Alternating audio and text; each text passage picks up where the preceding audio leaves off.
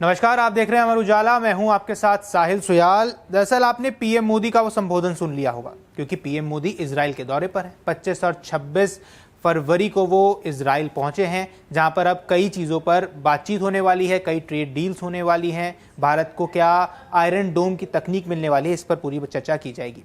इस बीच पीएम मोदी पहुंचते हैं इजराइल की संसद में, जिसको वो केनेस्ट कहते हैं, और केनेस्ट में पहुंचकर वो पहले प्रधानमंत्री बन जाते हैं जो केनेस्ट से संबोधित करते हैं।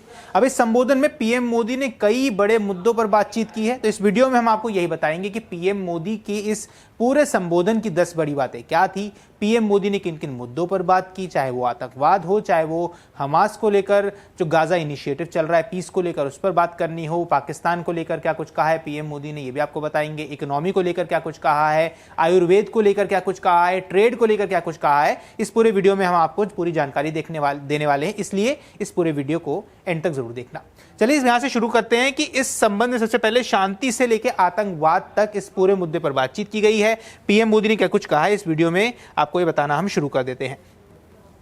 सबसे पहले पीएम मोदी जब वहां पहुंचे तो पीएम मोदी का स्वागत किया गया, सत्कार किया गया। वो विजुअल्स आपने सुबह से देख भी लिए होंगे, जब पीएम मोदी अपने विमान से नीचे उतरे थे, उसके बाद किस तरीके से गर्मजोशी से उनका स्वागत किया गया था। बेंजामिन नेतन्याहू ने सारे प्रोटोकॉल्स तोड़ दिए थे और वो उनसे मिलने पहुंच गए थे अपनी पत्नी के साथ, और उसके बाद फिर वो पूरे विजुअल्स भी चले जहां वो उस परिसर में जाते हैं, उनके लिए जो पूरे आयोजन किए गए थे वो विजुअल्स आपने देख लिए होंगे। अच्छा, यहाँ बात कर लेते हैं हम इस पे कि आखिर अब तक मोदी जी ने यहाँ पर क्या कुछ कहा है। सबसे पहले जब मोदी जी ने अपना भाषण शुरू किया तो पीएम मोदी ने शालोम और नमस्ते से शुरुआत की, जिसके बाद पीएम मोदी ने कहा कि प्रधानमंत्री के तौर पर यह मेरे लिए सम्मान की बात है। मैं 140 करोड़ भारतीयों की शुभकामनाएं आपके साथ लेके आया हूं। यानी अगर मैं आपको सीधी भाषा में समझा दूं तो यहां पीएम मोदी ने ग्रीटिंग्स दे दी किसको, इजराइल को, भारत की तरफ से, कि मैं 140 करोड़ देशवासियों की तरफ से आपको नमस्ते या शालोम कहता हूं। इसके बाद उन्होंने कहा कि मुझे इजराइल की पहली यात्रा करने वाले भारत के प्रधानमंत्री बनने का सौभाग्य मिला है और मैं यहां दोबारा आकर खुश हूं। यहां दोबारा आकर इसलिए कहा है क्योंकि 9 साल पहले भी पीएम मोदी इजराइल पहुंचे थे। तो पीएम मोदी ने ये यहां कहा कि मेरा जन्मदिन भी उसी दिन होता है जिस दिन भारत ने इजराइल को एक देश के तौर पर मान्यता दी थी, और ये तारीख है 17 सितंबर 1950। अब 1950 ही वो साल है जब भारत ने इजराइल को मान्यता दी थी एक देश के तौर पर। यानी यहां पर पीएम मोदी ने इस चीज को वहां से भी जोड़ा, साथ ही यहां पर कह दिया कि भारत और इजराइल दोनों ही प्राचीन सभ्यताएं हैं। इसमें कोई आश्चर्य नहीं है कि हमारी सभ्यताओं में कई समानता है। इजरायली सभ्यता में तिकुल ओलाम का सिद्धांत है और भारत में यही वसुदैव कुटुंबकम कहा जाता है। हमारे लिए दुनिया एक परिवार की तरह है। यानी इजराइल और भारत के बीच में एक तुलना भी कर दी गई और यह भी बता दिया गया कि दोनों के बीच में सिमिलैरिटी क्या है, यह भी यहां पर पीएम मोदी ने बताने की यहां कोशिश की है। ऐसे में आइए अब आपको बता देते हैं इजरायली संसद में पीएम के संबोधन की 10 बड़ी बातें कौन सी हैं। सबसे पहले पीएम मोदी ने ऐतिहासिक जुड़ाव पर बात की। पीएम मोदी ने कहा कि उनका जन्मदिन उसी दिन होता है जब भारत ने आधिकारिक रूप से इजराइल को मान्यता दी थी, जो कि है 17 सितंबर 1950।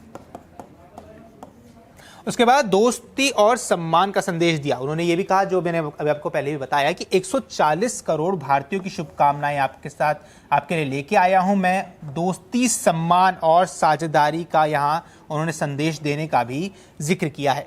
इसके साथ ही पीएम मोदी ने यह भी बता दिया कि पीएम मोदी ने कहा कि 9 साल पहले वह इजराइल आने वाले पहले भारतीय प्रधानमंत्री थे और आज फिर इसी भूमि पर लौटकर उन्हें खुशी मिल रही है।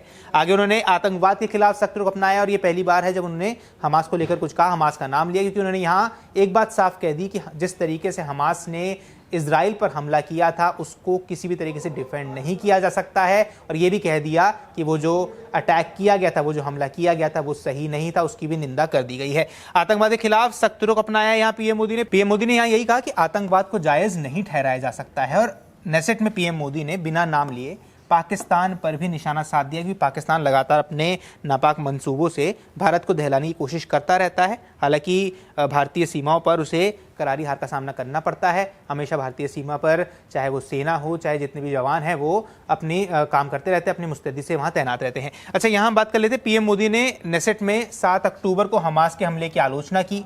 उन्होंने कहा कि मैं आपके इस दुख को समझ सकता हूँ, और 26/11 मुंबई हमलों का भी यहां जिक्र कर दिया। साथ ही कहा कि भारत भी आतंकवाद का शिकार रह चुका है।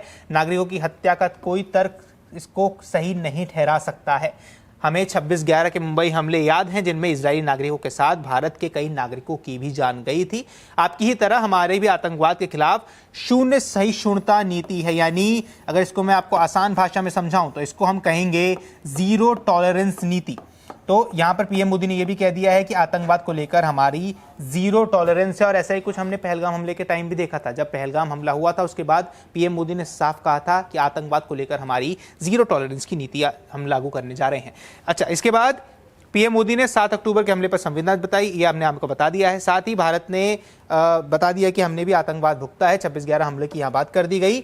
यहाँ एक बात और है, आयुर्वेद में इजराइल की रुचि बढ़ रही है, ये पीएम मोदी ने कहा है। पीएम मोदी ने इजरायली संसद को संबोधित करते हुए कहा कि जब मैं पहली बार 2006 में इजराइल आया था तब यहाँ चुनिंदा योग के केंद्र थे। आज यहाँ के हर पड़ोस में योग साधना की जा रही है, और मुझे यह भी बताया गया है कि आयुर्वेद में इजराइल की रुचि बढ़ रही है। यानी यहाँ पर यह बता दिया गया कि आयुर्वेद को लेकर अब जिसको हम कहते हैं भारत विश्व गुरु है, आयुर्वेद भारत से निकलकर अब दूसरे देशों में भी जा रहा है और लोग योग को अपना रहे हैं। साथ ही जीरो टॉलरेंस की नीति के बारे में हमने बात कर ली। वैश्विक सहयोग की आवश्यकता है। साथ ही ये भी कह दिया कि आतंकवाद को रोकने के लिए दुनिया भर में लगातार और संगठित प्रयास जरूरी हैं, क्योंकि कहीं भी आतंक शांति के लिए खतरा है। यानी एक बार फिर से पीएम मोदी ने यहां दुनिया भर में शांति यानी कि पीस का संदेश दे दिया है कि हम शांति के पक्ष में रहते हैं। आप हमें छेड़ेंगे नहीं, हम कुछ करेंगे नहीं, मगर अगर आप छेड़ते हैं तो हम उसका जवाबी हमला भी जरूर करेंगे। साथ ही स्थायी शांति का समर्थन कर दिया। जो गाजा पीस इनिशिएटिव चल रहा है उसका समर्थन किया है। पीएम मोदी ने कहा कि भारत सभी प्रयासों का समर्थन करता है जो क्षेत्र में स्थायी शांति और स्थिरता लेकर आएंगे। इसके साथ ही पीएम मोदी ने कहा कि इजराइल के साथ हमारे मजबूत संबंध है। पीएम मोदी ने अपने संबोधन में दोनों देशों के बढ़ते व्यापार, सहयोग, समझ को याद करते हुए ये कहा कि भारत और इजराइल के रिश्ते केवल दोस्ती ही नहीं बल्कि भाईचारे जैसे हैं। साथ ही यहां एक और बड़ी बात हुई है, यहां एफटीए को लेकर पीएम मोदी ने अपना बयान दिया है। पीएम मोदी ने कहा कि पिछले कुछ वर्षों में भारत ने कुछ देशों के साथ अहम व्यापारिक समझौते किए हैं। हमारी टीम महत्वाकांक्षी मुक्त व्यापार समझौते यानी कि फ्री ट्रेड एग्रीमेंट पर बातचीत करने के लिए कड़ी मेहनत कर रही है। यानी ये वो 10 पॉइंट्स थे जिन पर आज पीएम मोदी ने अपने संबोधन के दौरान ज्यादा स्ट्रेस दिया है, ज्यादा उन्होंने बात इस पर कही है। इसके अलावा पीएम मोदी को इजरायली संसद में वो पहले भारतीय बन गए हैं जिन्हें स्पीकर ऑफ द नेसेट सम्मान दिया गया है। ये वो तस्वीर है जहां पीएम मोदी को मेडल पहनाया गया। पीएम मोदी पहले वो प्रधानमंत्री बन गए जिन्हें इस सम्मान से नवाजा गया है। साथ ही 2 दिवसीय दौरे पर पीएम मोदी यहां पहुंचे हुए हैं। उनको स्पीकर ऑफ द नेसेट का सर्वोच्च सम्मान मिला है। ये इजरायली संसद की ओर से पीएम मोदी को दिया गया है। तो हमने अब आपको बताया वो 10 पॉइंटर्स जहां पीएम मोदी ने अपने संबोधन के दौरान क्या कुछ कहा। इसमें उन्होंने इकोनॉमी को लेकर भी बात कर ली, आयुर्वेद को लेकर भी बात कर ली, आतंकवाद को लेकर भी बात कर ली। साथ ही ये भी बता दिया है कि भारत की जीरो टॉलरेंस नीति है टेररिज्म को लेकर। इस पर आपको क्या कुछ लगता है कि ये जो यात्रा है पीएम मोदी की कितनी सफल रहने वाली है, भारत को इससे क्या कुछ मिल सकता है? जो कुछ भी आपकी राय है हमें कमेंट सेक्शन पर जरूर बताएं। फिलहाल के लिए इस वीडियो में इतना ही। नमस्कार।